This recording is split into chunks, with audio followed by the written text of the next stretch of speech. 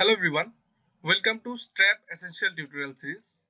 In our previous lesson, we have learned how to do seismic analysis of a structure. Today, we will see how to consider the design eccentricity and the accidental torsion in the structure for the seismic analysis. So let's get started. First of all, we have to understand what design eccentricity is. Suppose this is our structure and we have center of mass somewhere in this point and center of rigidity somewhere in this point.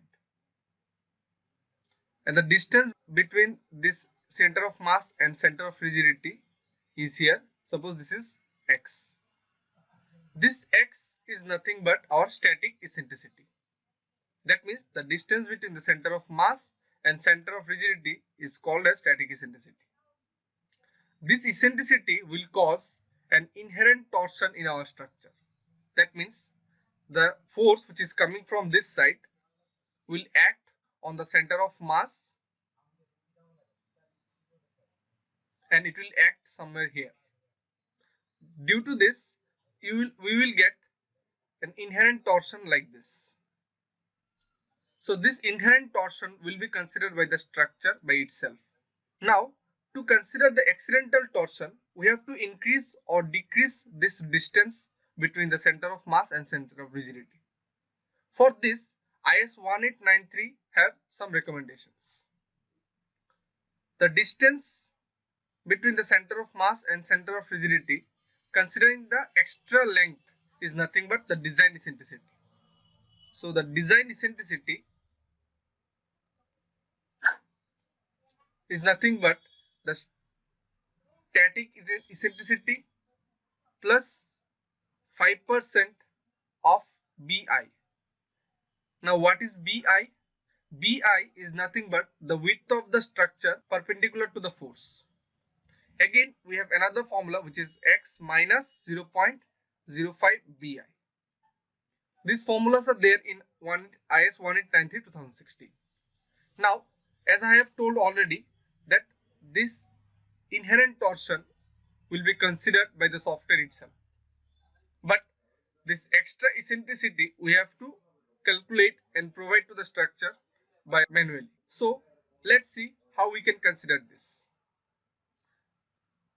If you see our structure, along the x1 direction, the width is 20 meter and along the x2 direction, the width is 30 meter. So, if the force is coming from x1 direction, we have to find the eccentricity value considering the width of x2 direction. That means, for the force along x1 direction, the eccentricity will be 0.05 times the width of the structure along x2 direction, which is 30 meter. We'll get it as 1.5. Now, while considering it for the design eccentricity, it will be plus or minus. Again, for the force which is coming from x2 direction, the eccentricity will be 0.05 times the width of the structure along x1 direction, which is 20 meter. And we'll get the value which is plus or minus 1. Now, we have to consider this value in our structure as eccentricity. So let's see how we can do it. To consider it, let's go to mode. To consider it, let's go to weights and let's go to mode shapes. Now you can see here we have default eccentricity. So first of all, you can see in the dynamics, if you go to parameters, the parameter is set for the x1 direction. So now we will be providing the eccentricity for x1 direction force. So let's go to weights again, mode shapes. As the force is coming from x1 direction, we will be providing the eccentricity towards the x2 direction. So the eccentricity value for x1 direction will be plus or minus 1.5. So first of all, you consider the positive value as 1.5. Click on OK. Solve it.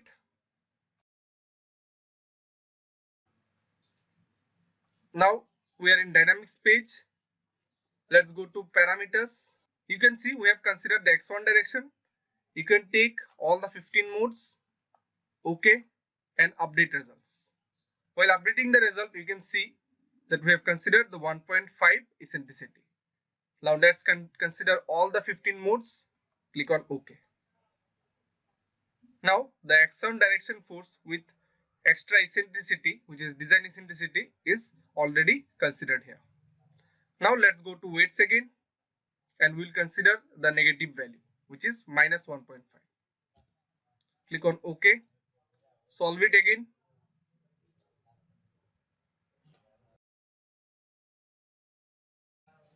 Now go to parameters. You can see we are in x1 direction, so consider all the 15 modes. OK. Update results. Again we are updating the result for negative value, which is minus 1.5. Consider all the 15 modes. Click on OK. So we have updated two results, plus 1.5 and minus 1.5 for the x1 direction force. Now we will go for the x2 direction force. For that, let's go to parameters, change it to x2 and change the time period as 0.197. Click on OK. Now go to weights again, go to mode shapes. As we are considering the x2 direction force, the eccentricity will be applied on the x1 direction. That means the width of the structure along x1 direction. So make this x2 as 0, and in the x1 direction it will be 1. Click on OK. Solve it again.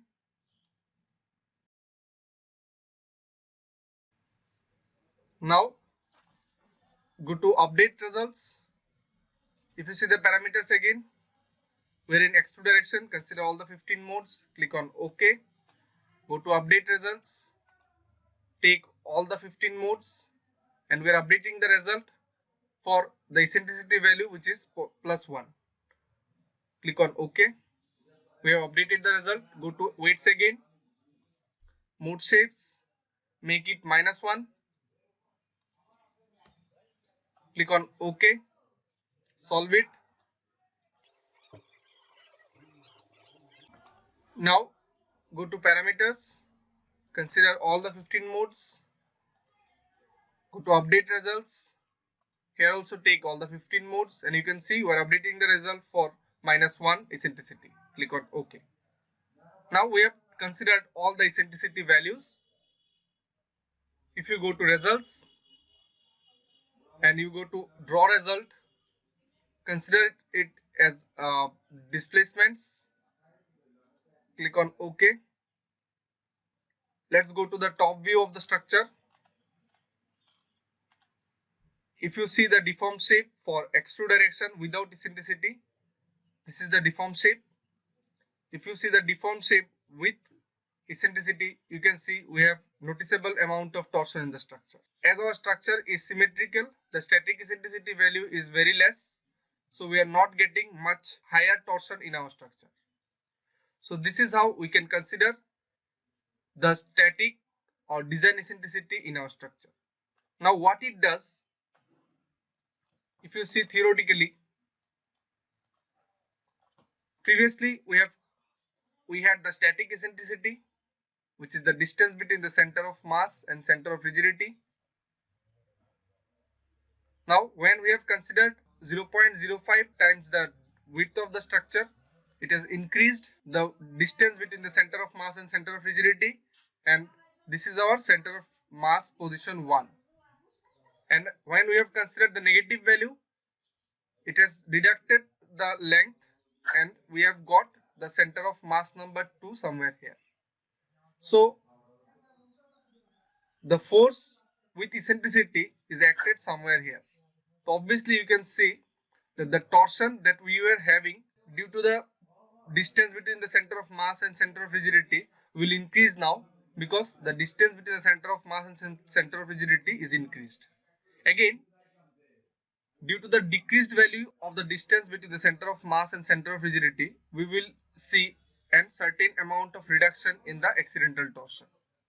So this is how you can consider the accidental torsion in your structure. This is it for today. In our next tutorials, we will learn more advanced topics on strap software.